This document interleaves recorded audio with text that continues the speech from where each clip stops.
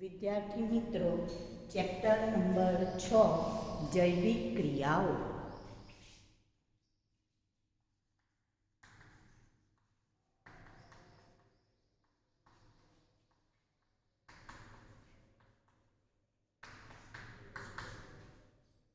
હવે આપણે જોઈએ કે આપણું જે આ વિજ્ઞાન છે 10મા ધોરણનું, એને 3 ભાગમાં આપણે ડિવાઈડ કરીશું.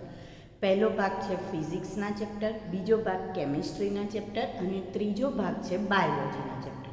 તો જેટલા પણ બાયોલોજીના સેક્શન અથવા તો જે પણ ચેપ્ટર્સ છે, જેમ કે ચેપ્ટર નંબર 6, 7, 8, 9 અને પછી આવશે આપણે 14, 15, 16. તો આ જે ચેપ્ટર છે એની વાત હું કરીશ તમને. તો સૌથી પહેલાં આપણે ચેપ્ટર નંબર 6 જૈવિક ક્રિયાઓમાં વાત કરીએ, જે 6 માર્ક્સનું આપણી બોર્ડની અંદર પૂછાતું ચેપ્ટર છે. તો એમાં સૌથી પહેલાં આપણે જોઈએ કે કોઈ પણ ધારો કે તમારી સામે તમે આજુબાજુ નજર કરો તો તમને સજીવ અને નિર્જીવ એવા કેટલાય ઉદાહરણો જોવા મળશે. અથવા તો ચલો એ જવા દો, હું તમારી સામે એક 5 વસ્તુઓ મૂકું છું. જેમ કે એક છે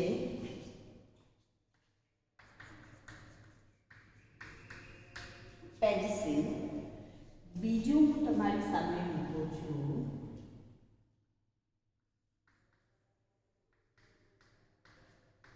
કબૂતરનો ફોટો, ત્રીજું છે તમારી સામે દેડકો, ચોથું છે વાદળનો ફોટો અને પાંચમું છે મોબાઈલ. હવે હું તમને આમાંથી એમ કહું કે આમાંથી સજીવ કયા અને નિર્જીવ કયા, તો તમે બહુ સરળતાથી કહી દેશો કે પેન્સિલ એ નિર્જીવ છે, કબૂતરનો ફોટો નિર્જીવ છે, વાદળનો ફોટો નિર્જીવ છે, મોબાઈલ નિર્જીવ છે. જ્યારે માત્ર જે દેડકો છે એ દેડકો જ સજીવ છે. તો આ તમે બહુ સરળતાથી ડિસ્ટ્રીબ્યુટ કર્યું. કઈ રીતના તમે આ ઓળખ કરી શક્યા અથવા કઈ રીતના ભેદ પારખી શક્યા? તો તમે નાના ધોરણમાં સજીવ અને નિર્જીવ વચ્ચેના ભેદ માટે એના ગુણધર્મની વાત કરી ગયા છો કે ભાઈ સજીવ કોને કહેવાય? તો તમે એવું કહેશો કે જે શ્વસન કરે, જે પોષણ મેળવે, જે ઉત્સર્જનની પ્રક્રિયા કરે, પ્રજનન કરે, વૃદ્ધિ કરે, એને આપણે સજીવ કહીએ છીએ. બરાબર? તો આ સરળતાથી આપણે એ ગુણધર્મના આધારે કહી શકીએ. અહીંયા પણ શું કહેવામાં આવે છે કે ધારો કે હલનચલન એ સજીવનો એક ગુણધર્મ છે. કયો? હલનચલન. કે હલનચલન એ માત્ર સજીવનો જ ગુણધર્મ છે, એ નિર્જીવનો ગુણધર્મ આપણને જોવા મળતો નથી. બરાબર? હવે આની અંદર કેમ? કારણ કે હલનચલન જાતે જ કરવું એ સજીવ કરી શકે. નિર્જીવ પદાર્થમાં હલનચલન થાય ખરું, પણ એ જાતે ના કરે. સપોઝ આ ચોક છે, હવે એ અહીંયા પડ્યો છે તો એ અહીંયાનો અહીંયા જ રહેશે. પણ જો હું એને ઉચકીને આ બાજુ મૂકીશ તો આ ચોકનું હલનચલન થયું, એની એક જગ્યાએથી બીજી જગ્યાએ એનું સ્થાન ફેર થયું, પરંતુ એ જાતે કરી શકતું નથી. એના માટે આપણે પ્રયત્ન કરવો પડ્યો, આપણે કરવું પડ્યું. બરાબર? તો હલનચલન એ સજીવનો ગુણધર્મ કહી શકાય. પરંતુ હલનચલનમાં પણ આપણે જોઈએ તો આપણને એવું કહે છે કે 2 પ્રકારનું હલનચલન આપણને જોવા મળે. એક છે દ્રશ્ય, કે જે તમે જોઈ શકો છો, અને બીજું છે અદ્રશ્ય હલનચલન. દ્રશ્ય હલનચલન અને અદ્રશ્ય પ્રકારનું હલનચલન. હવે ધારો કે હું તમને ઉદાહરણ આપું કે આપણે દોડીએ છીએ અથવા તો આપણે કંઈ પણ ચાવીએ છીએ, ખોરાક તમે ચાવો છો, તો આ જડબાનું જે હલનચલન થાય છે એ હલનચલન, આ મેં હાથને હલાવું છું તો આ મારું હાથનું હલનચલન, તો આવું હલનચલન જે છે એ આપણે જોઈ શકીએ છીએ. તો જોઈ શકીએ છીએ માટે એને કેવું કહેવાય? તો કે દ્રશ્ય હલનચલન કહેવાય. કેવું કહેવાય? દ્રશ્ય હલનચલન. પરંતુ કેટલાક હલનચલન, ધારો કે વનસ્પતિમાં વૃદ્ધિ, તો વનસ્પતિ આપણને ખબર છે કે વનસ્પતિ નાનો છોડ હોય છે એમાંથી મોટું વૃક્ષ પણ થઈ શકે છે, અથવા તો છોડની જેટલી ઊંચાઈ થવી જોઈએ, આપણે ખાલી બીજ રોપીએ છીએ ને એમાંથી મોટો છોડ થાય છે, પણ તમે જોઈ શક્યા કે કેવી રીતના એ ધીરે ધીરે મોટા થયા? તો આપણે એ જોઈ શકતા નથી. તો એને આપણે કેવી વૃદ્ધિને કેવું હલનચલન કહીશું? તો આપણે કહીશું અદ્રશ્ય હલનચલન. કેવું કહીશું? અદ્રશ્ય હલનચલન. તો વનસ્પતિની વૃદ્ધિ એ પણ કેવું થઈ જશે? તો કે અદ્રશ્ય હલનચલન થાય છે. હવે એમાં જોઈએ આપણે, તો આમાં આપણને બે પ્રકારના જોવા મળશે, ઐચ્છિક અને અનૈચ્છિક હલનચલન. હવે ઐચ્છિક કોને કહેવાય? તો જે આપણી ઈચ્છા અનુસાર, ધારો કે આપણે દોડવું છે, ચાલવું છે, તો આ જે પ્રક્રિયાઓ છે એ આપણી ઈચ્છા અનુસાર થાય છે, માટે એને આપણે કેવા પ્રકારનું કહીશું? ઐચ્છિક કહીશું.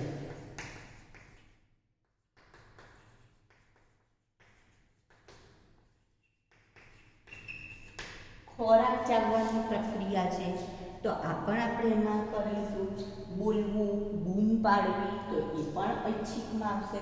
જ્યારે મનુષ્ય કે પ્રાણીઓ કોઈ પણ રાત્રે સૂઈ જાય તો પણ એમને શ્વાસની પ્રક્રિયા ચાલુ રહે છે, વિચાર શક્તિ, વિચારોની પ્રક્રિયા ચાલુ રહે છે, મગજ ચાલુ રહે છે ને. એવું થાય છે કે આપણે રાત્રે સૂઈ જઈએ તો મગજને કહે બકા તું સૂઈ જા, હવે તારો અત્યારે કામ નથી. ના, તું મગજ તો એઝ ઇટ ઇઝ એનું કામ ચાલુ જ રાખવાનું છે.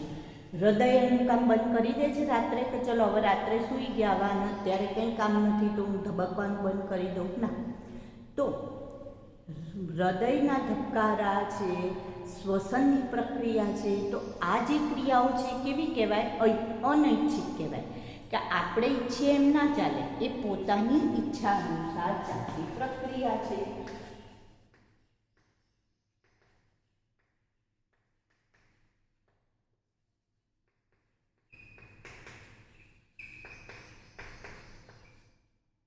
તો આ અનૈચ્છિક પ્રક્રિયા છે. તો આ પણ એક પ્રકારનું હલનચલન જ છે. તો દ્રશ્યમાં આપણે ઐચ્છિક અને અનૈચ્છિક એવા બે પ્રકાર પાડી શકીએ. અદ્રશ્યમાં આપણે ઉદાહરણમાં શું લીધું? વનસ્પતિમાં થતી વૃદ્ધિ. તો આ બધા હલનચલનના આપણે વાત કરી, પણ હલનચલન એ ભલે મૂળભૂત એનો ગુણધર્મ આપણે ગણી શકીએ, પણ એ એક જ ગુણધર્મ છે? તો ના, એ એક જ ગુણધર્મ નથી જેના ઉપરથી આપણે સજીવની વ્યાખ્યા આપી શકીએ. તો પછી એવા બીજા કયા ગુણધર્મ છે, કયા લક્ષણો છે કે જેના ઉપરથી આપણે સજીવની વ્યાખ્યા આપી શકીએ? તો આપણે કહીશું વૃદ્ધિ છે, પ્રજનન છે, સંકલન અને સહનિયમન છે, ઉત્સર્જનની પ્રક્રિયા છે, પોષણની પ્રક્રિયા છે, શ્વસનની પ્રક્રિયા છે, વહનની પ્રક્રિયા છે. તો આ બધી જે પ્રક્રિયાઓ છે એ પ્રક્રિયાઓ કે જેના વિના સજીવનું જીવન શક્ય નથી. તો એવી પ્રક્રિયાઓને આપણે જૈવિક ક્રિયાઓ કહીએ છીએ. એવી પ્રક્રિયાને શું કહેવાય? જૈવિક ક્રિયાઓ કહેવાય. તો પહેલો પ્રશ્ન આવે છે જૈવિક ક્રિયા એટલે શું? તો આપણે લખીશું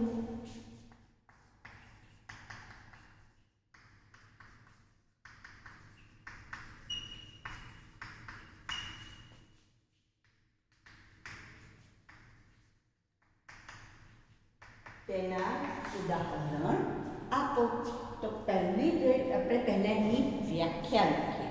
જો જ્યારે પણ આપણે બોર્ડમાં, તમે જ્યારે 10મા ધોરણમાં આવો તો હવે આપણે બોર્ડમાં પેપર રજૂ કરવાનું છે. તો બોર્ડમાં જે એક્ઝામિનર હોય એમને ખબર ના હોય કે ભાઈ આ વિદ્યાર્થી હોશિયાર છે કે નહીં, તો તમારું પેપર તમારી મહેનત રજૂ કરશે. એટલે હંમેશા આપણું પેપરનું પ્રેઝન્ટેશન એવું હોવું જોઈએ કે જે એક્ઝામિનરને સરળતાથી ખ્યાલ આવી જાય કે ભાઈ તમે જે લખ્યું છે એ બધું સાચું લખ્યું છે. તો એના માટે હંમેશા મુદ્દાસર લખાણ લખો. પહેલું તો લખાણ હંમેશા કેવું હોવું જોઈએ, તો મુદ્દાસર હોવું જોઈએ. મુદ્દા પાડીને વ્યવસ્થિત લખાણ લખો. બીજી વસ્તુ, જ્યારે પણ આપણે જેટલું માંગ્યું હોય એ પ્રમાણે જ લખો.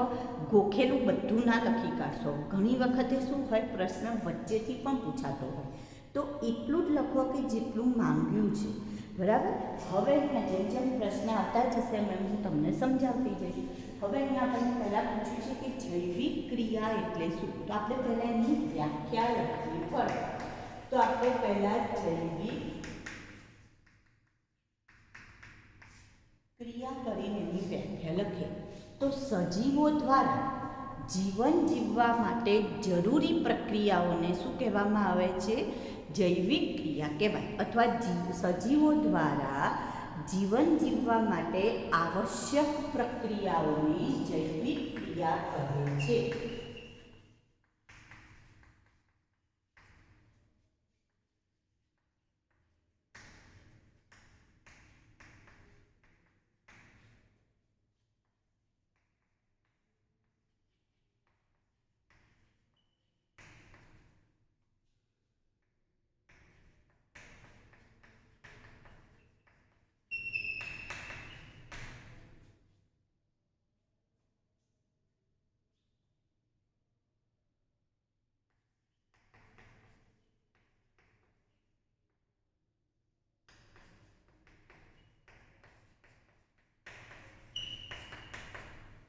એનો મતલબ એવો થયો કે આ જૈવિક ક્રિયા વિના સજીવોનું જીવન શક્ય નથી.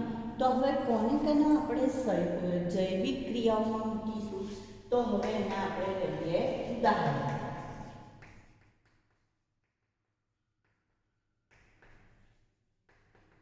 તમે અહીંયા જુઓ, મેં વ્યાખ્યા જે લખી છે એ ઇન્વર્ટેડ કોમામાં લખી છે. તો વ્યાખ્યા હંમેશા આવી રીતના અવતરણ ચિહ્નમાં લખવાની. હવે આપણે એના ઉદાહરણ લખીએ. તો પોષણ,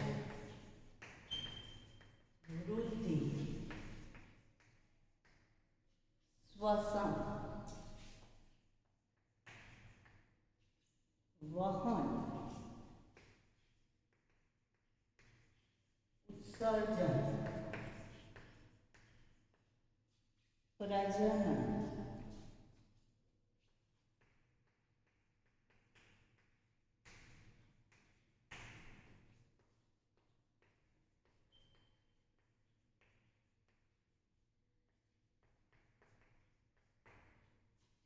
આ બધી જ પ્રક્રિયાઓને આપણે શું કહીએ છીએ? જૈવિક ક્રિયા, કે જેના વિના સજીવ જીવન જીવી શકે નહીં. તો એનો મતલબ એવો થયો કે આ બધી જ પ્રક્રિયાઓ જે છે એ પ્રક્રિયાઓ દ્વારા સજીવ પોતાનું જીવન પૂર્ણ કરે છે.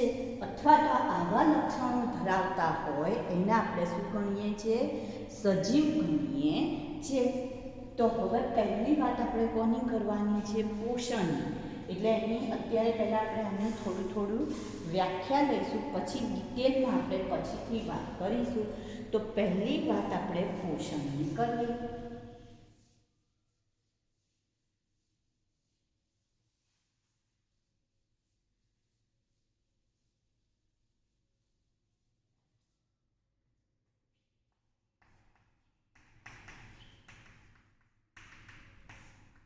શબ્દ સમજાવો પોષણ.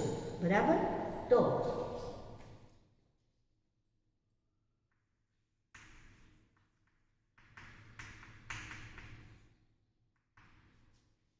ઊર્જા સ્ત્રોત તરીકે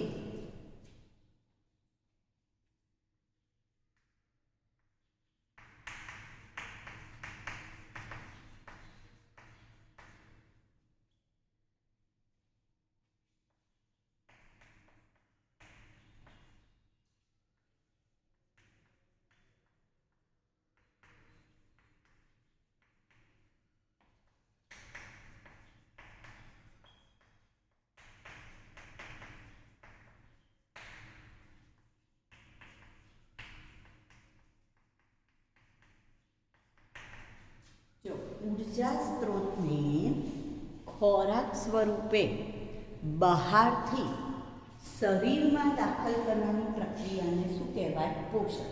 એટલે આપણે ખોરાક ના લઈએ તો આપણને શક્તિ પ્રાપ્ત થાય નહીં.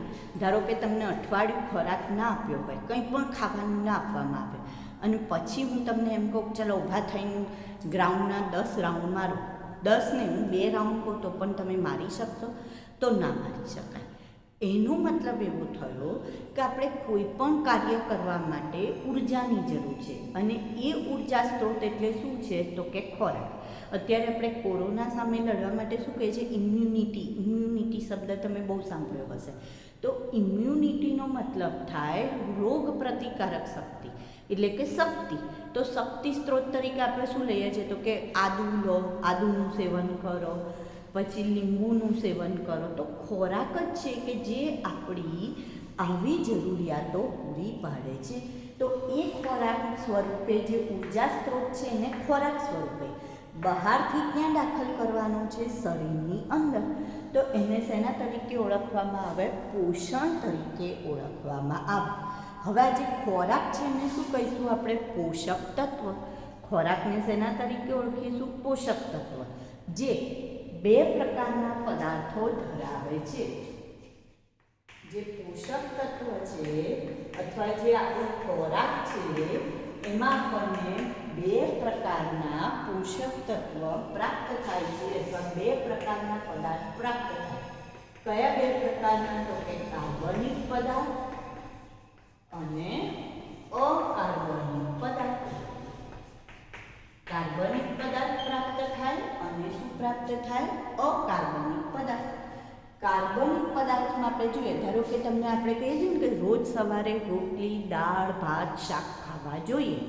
તો કેમ એવું કહેવામાં આવે છે? એવું કહીએ છીએ આપણે કે રોજ સવારે બ્રેડ ખાવી જોઈએ કે પીઝા ખાવા જોઈએ? ના, રોટલી, દાળ, ભાત, શાક એ આપણો ખોરાક છે. તો કેમ એવું કહેવામાં આવે છે? તો એટલા માટે કે એની અંદરથી આપણને કાર્બોદિત અથવા તો કાર્બોહાઈડ્રેટ, પ્રોટીન, વિટામિન, લિપિડ આ બધું જ જે આપણા શરીરને જરૂરી છે એ આ રોટલી, દાળ, ભાત, શાકમાંથી મળે છે. માટે તો જે કાર્બનિક પદાર્થ છે એમાં આપણે કાર્બોદિત, પ્રોટીન અને ચરબીનો સમાવેશ કરીશું અથવા લિપિડ. જ્યારે અકાર્બનિક પદાર્થમાં પાણી અને ખનિજ તત્વ અથવા ખનિજ પદાર્થની આપણે વાત કરીશું. Sodium, potassium, calcium, phosphorus, sulphur આ બધા આપણા શરીર માટે જરૂરી છે. કેલ્શિયમ ના હોય તમને ખબર છે હાડકાં કામ કરશે નહીં કરે, બરાબર? તો એ બધા જ આપણા શરીર માટે ખનિજ તત્વો અથવા ખનિજ પદાર્થ જરૂરી છે. તો અહીંયા આપણે ખનિજ તત્વો લખીશું. અને જે વિટામિન્સ છે એ વિટામિન્સ એ કાર્બનિક અને અકાર્બનિક બંને પ્રકારનું હોય છે. એટલે બંનેને જોડતી કડી કહી શકાય. એનો સમાવેશ બંનેમાં થાય છે. કાર્બનિકમાં પણ થાય અને અકાર્બનિકમાં પણ થાય. તો એનો મતલબ આ જે ખોરાક છે એ ખોરાકમાંથી આપણે શું મેળવીએ છીએ? પોષણ મેળવીએ છીએ. શું મેળવીશું? પોષણ. તો આ પોષણની વ્યાખ્યા થઈ. હવે એના પછી વૃદ્ધિની વાત કરીએ તો કદ અને વજનમાં વધવું અથવા વધારો એને શેના તરીકે ઓળખાય છે? વૃદ્ધિ તરીકે ઓળખાય છે. સજીવના કદ અને વજનમાં થતો વધારો એટલે વૃદ્ધિ. ત્યાર પછી આવશે શ્વસન.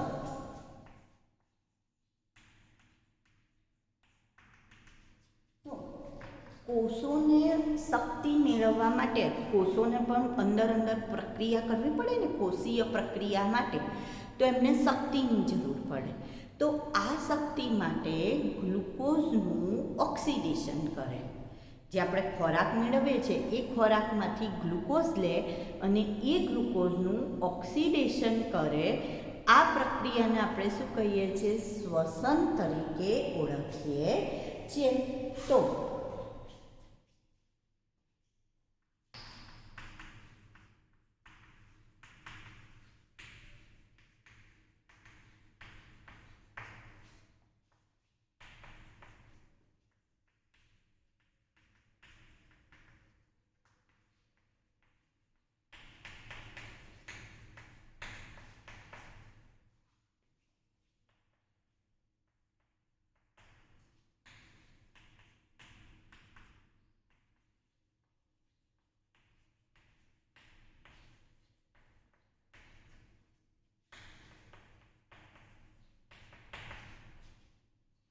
કોષોમાં ઊર્જા મેળવવા માટે ગ્લુકોઝનું ઓક્સિજનની હાજરીમાં થાય અથવા ગેરહાજરીમાં. જો હાજરીમાં થાય તો એને જારક શ્વસન કહેવાય. આગળ આપણે આ ભણવાનું ડિટેલ આવે છે.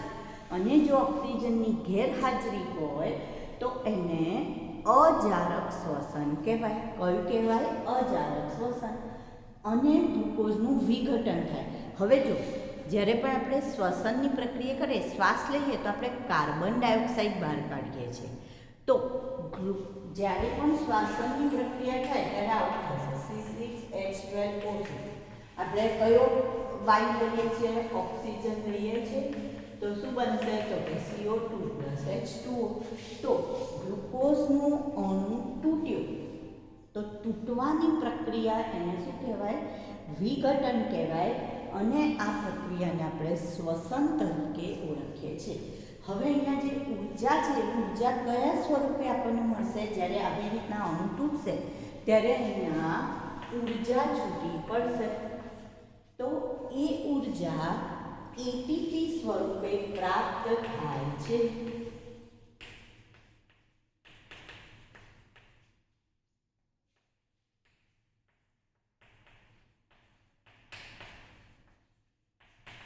એડિનોસાઇન ટ્રાયફોસ્ફેટ આ સ્વરૂપે ઊર્જા પ્રાપ્ત થશે આપણને. બરાબર. હવે જો એડિનોસાઇન ટ્રાયફોસ્ફેટ છે ને, એનો મતલબ અહીંયા આ ઊર્જા ચલન છે. એટલે ધારો કે તમે અહીંયા કંઈ પણ વસ્તુ ખરીદવા જાઓ તો દુકાનમાં જઈને તમે રૂપિયા આપો તો તમને વસ્તુ પ્રાપ્ત થશે. તમે અમેરિકા જાઓ તો ત્યાં તમે ડોલર આપો તો તમને એ વસ્તુ પ્રાપ્ત થાય. બરાબર. તો એવી જ રીતના એને ચલણ કહેવાય. તો એવી જ રીતના આપણા શરીરમાં કોઈ પણ કોષને કામ કરવું હોય, શક્તિ મેળવવી હોય તો એને શું આપવું પડે? તો કે એને એટીપી વાપરવા પડે. એટલે એટીપી એ ઊર્જા ચલણ છે. જ્યારે એટીપી, અને આ એટીપી બનશે ક્યાં? કણાભસૂત્રમાં. અને એટલા માટે કણાભસૂત્રને શું કહેવાય? કોષનું પાવર હાઉસ, શક્તિઘર. તમે આવું ભણી ગયા છો ને કે કણાભસૂત્રને કોષનું પાવર હાઉસ કહે છે. કારણ આપો. તો કણાભસૂત્રમાં એટીપી બનશે, જે શું પૂરું પાડે છે? તો કે કોષોને ઊર્જા પૂરી પાડે છે. તો આ કઈ પ્રક્રિયા થઈ? શ્વસનની પ્રક્રિયા થઈ. ત્યાર પછી આપણે જોઈએ ઉત્સર્જન. તો કોઈ પણ નાઇટ્રોજનયુક્ત હાનિકારક પદાર્થ, નાઇટ્રોજનયુક્ત જેમ કે એમોનિયા, યુરિયા, યુરિક એસિડ, આ નાઇટ્રોજનયુક્ત હાનિકારક પદાર્થ છે. તો આ પદાર્થનો શરીરની બહાર નિકાલ કરવાની પ્રક્રિયા એને શું કહેવાય? ઉત્સર્જન. નાઇટ્રોજનયુક્ત હાનિકારક પદાર્થ, હું અહીંયા હાનિકારક શબ્દ બોલું છું.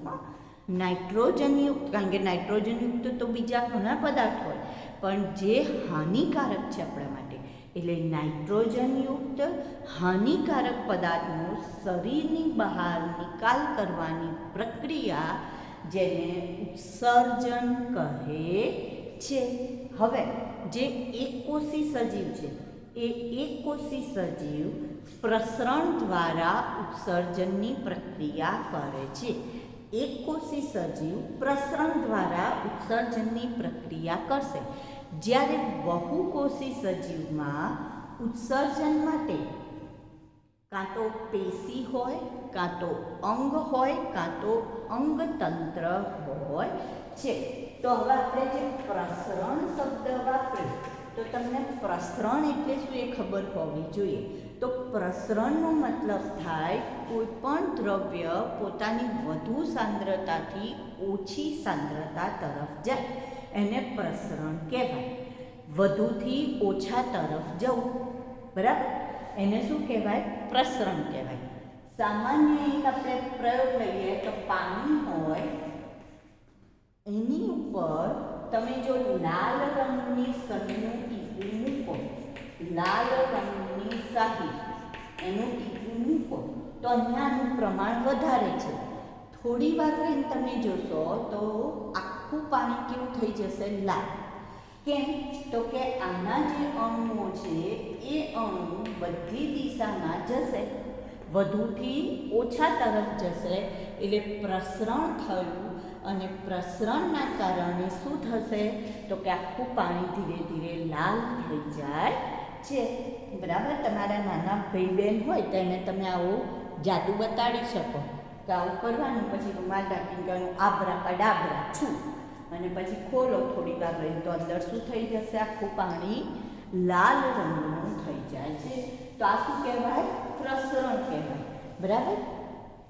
તો પ્રસરણમાં એવું કહે છે કે હંમેશા વધુથી કઈ તરફ જાય? ઓછા તરફ. તો ધારો કે આપણે અમીબાની વાત કરીએ તો આ અમીબા છે, જે એક કોષી પ્રાણી છે, આ એનું કોષ કેન્દ્ર છે. બરાબર? હવે એની અંદર અહીંયા આ ઉત્સર્ગ પદાર્થ છે. બરાબર? જેનો ભરાવો થયો ઉત્સર્ગ પદાર્થ. હવે પ્રસરણની પ્રક્રિયામાં શું થશે? તો કે અંદરની તરફ ઉત્સર્ગ પદાર્થનું પ્રમાણ કેવું છે? તો કે વધુ. બહાર તરફ કેવું છે? તો કે પ્રમાણ ઓછું. તો પ્રસરણના કારણે આ પટલ તૂટશે અને આ બધો કચરો ક્યાં જતો રહે છે? તો કે ઉત્સર્ગ પદાર્થ બહાર નિકાલ પામે છે. તો આને આપણે કઈ પ્રક્રિયા કહીશું? પ્રસરણની પ્રક્રિયા કહીએ છીએ. હવે એવી રીતના વહનની વાત કરીએ તો વહન એટલે શું? પહેલા તો એ આપણે જોઈએ. તો વહન મતલબ થાય કે કોઈ પણ પદાર્થને એક સ્થાનેથી ગ્રહણ કરવું અને બીજા સ્થાને એને પહોંચાડવું, એને આપણે વહનની પ્રક્રિયા કહીએ છીએ. ધારો કે હું પ્રાણીઓમાં વાત કરું તો આપણે ધારો કે નાક દ્વારા ઓક્સિજન લઈએ છીએ, પછી એને નાકમાં જ રહેવા દઈએ છીએ? ના, એને ફેફસા સુધી પહોંચાડીએ છીએ અને ફેફસામાંથી કાર્બન ડાયોક્સાઇડ લઈને નાક દ્વારા એને શું કરીએ છીએ? આપણે બહાર નીકાળીએ છીએ. તો આ જે પ્રક્રિયા છે એને આપણે વહન તરીકે ઓળખીએ છીએ કે એક પદાર્થને એક સ્થાનેથી ગ્રહણ કરીને બીજા સ્થાને પહોંચાડવું. તો પ્રાણીઓમાં O2, CO2, પછી પોષક દ્રવ્યો, ખોરાક ધારો કે મોઢામાં મૂક્યો ત્યાં જ નથી રાખતા આપણે, જઠર, નાનું આંતરડું બધે લઈ જઈએ છીએ. તો પોષક દ્રવ્યો, અંતઃસ્ત્રાવો, રુધિર, આ બધાનું ઉત્સર્ગ દ્રવ્યો, આ બધાનું શું થાય છે? વહન થાય છે. એવી જ રીતના વનસ્પતિમાં પાણી, ખનિજ તત્વ, ખોરાક, અંતઃસ્ત્રાવ, આનું વહન થાય. હવે આ જે બધું વહન છે તો એના માટે તમને ખબર છે કે ધારો કે હું તમને એમ કહું કે વનસ્પતિમાં પાણીનું વહન કોણ કરે? તો તમે તરત કહેશો જલવાહક પેશી. ખોરાકનું વહન કોણ કરે? તો તમે કહેશો અન્નવાહક પેશી. એનો મતલબ એક વાહક પેશી હોય છે અથવા વાહક તંત્ર છે. આપણા શરીરમાં ધારો કે વાત કરીએ કે ઓક્સિજનનું કે એનું વહન કોણ કરે? તો આપણે કહીશું રુધિર. તો રુધિર જે છે એ O2, CO2, પોષક દ્રવ્ય, પછી ઉત્સર્ગ દ્રવ્યો, આ બધાનું વહન, અંતઃસ્ત્રાવો, આ બધાનું વહન કરે છે. એટલે એક જગ્યાએથી બીજી જગ્યાએ લઈ જવાનું કામ કરે છે. ટેક્સી જેવું કામ કરે છે. બરાબર? ટેક્સી સર્વિસ, ઉબેર સર્વિસ કહીશું એને આપણે. ઓલા એ રુધિર છે જે વહન કરવાનું કામ કરે. બહુકોષી સજીવમાં જ્યારે આવા વહનની વાત આવે તો એ થોડી જટિલ પ્રક્રિયા બની જાય. એમાં પ્રસરણથી જ વહન થઈ શકે નહીં. કેમ? કારણ કે બહુકોષી સજીવનું શરીર એ એક કરતાં વધારે કોષોનું બનેલું હોય અને બધા જ કોષો વાતાવરણના સીધા સંપર્કમાં હોય નહીં. એટલે એમાં વિશિષ્ટ વાહક તંત્રની જરૂર પડે, જેમ કે રુધિરાભિસરણ તંત્ર, લસિકા પરિવહન તંત્ર, આવા તંત્રની જરૂર પડે. વનસ્પતિમાં વાહક પેશી તંત્ર, આની જરૂર પડે. બરાબર? જ્યારે એક કોષીમાં જો આપણે વાત કરીએ તો એક કોષી સજીવમાં વહન માટે શું હોય? તો આપણે કહીશું કે એ લોકોનામાં તો બધી જ પ્રક્રિયા એક જ કોષો દ્વારા થતી હોય. તો એના માટે એનું શરીર એક જ કોષનું બનેલું હોય જે સીધું વાતાવરણના સીધા સંપર્કમાં હોય. એટલે એ પ્રસરણ દ્વારા આ વહનની પ્રક્રિયા કરી શકે છે. પછી આપણે વાત કરીએ પ્રજનન. તો પુખ્ત વયે સજીવ પોતાના જેવો જ બીજો સજીવ ઉત્પન્ન કરે તો એને કહેવાય પ્રજનન. તો અને છેલ્લે આવશે સંકલન અને સહનિયમન. કોઈ પણ આપણે જે પણ વાતાવરણીય પરિબળો છે અથવા પર્યાવરણીય પરિબળ છે એના સામે સજીવ શું દર્શાવે છે? તો કે સજીવ હલનચલન દર્શાવે છે, જેને આપણે શું કહીએ છીએ? સંકલન અને સહનિયમન. ધારો કે કૂતરું સૂઈ ગયું હોય અને જો તમે એની પૂંછડી ઉપર પગ મૂકો તો કૂતરું શું કરશે? તો ઊભું થઈને ભસવા લાગે છે કે નહીં? તો એનું આપણે જે પરિબળ કર્યું કે આપણે એના પર પગ મૂક્યો તો એના સામેનો એનો પ્રતિચાર હતો એનો મતલબ એનામાં ચેતાતંત્ર અને અંતઃસ્ત્રાવી તંત્ર કાર્ય કરે છે કે જે તરત જ પ્રતિચાર આપે છે અને તરત જ એ આપણા સામે ભસવા લાગશે. એવી રીતે વનસ્પતિ, ધારો કે લજામણીનો છોડ, એને તમે ટચ કરો તો શું થશે? અડકવાથી એના પર્ણ પીડાઈ જશે. તો એ શું દર્શાવે છે? તો કે એ દર્શાવે છે કે સ્પર્શાનુવર્તન દર્શાવે છે કે સ્પર્શ કરવાથી એણે પોતે આ રીતનું આવર્તન દર્શાવ્યું. તો આવા આવર્તન વનસ્પતિમાં ચેતાતંત્ર નથી હોતું, અંતઃસ્ત્રાવી તંત્ર હોય છે. તો એ અંતઃસ્ત્રાવી તંત્ર દ્વારા એણે પોતાની પ્રતિચાર દર્શાવ્યો. તો એને આપણે સંકલન અને સહનિયમન તરીકે ઓળખીએ. તો આ બધી જ પ્રક્રિયાઓ અથવા બધા જ લક્ષણો એ સજીવના લક્ષણ છે અને એને આપણે કઈ ક્રિયા તરીકે ગણીએ છીએ? તો જૈવિક ક્રિયા તરીકે ગણીએ છીએ. કઈ ક્રિયા ગણીશું? જૈવિક ક્રિયા.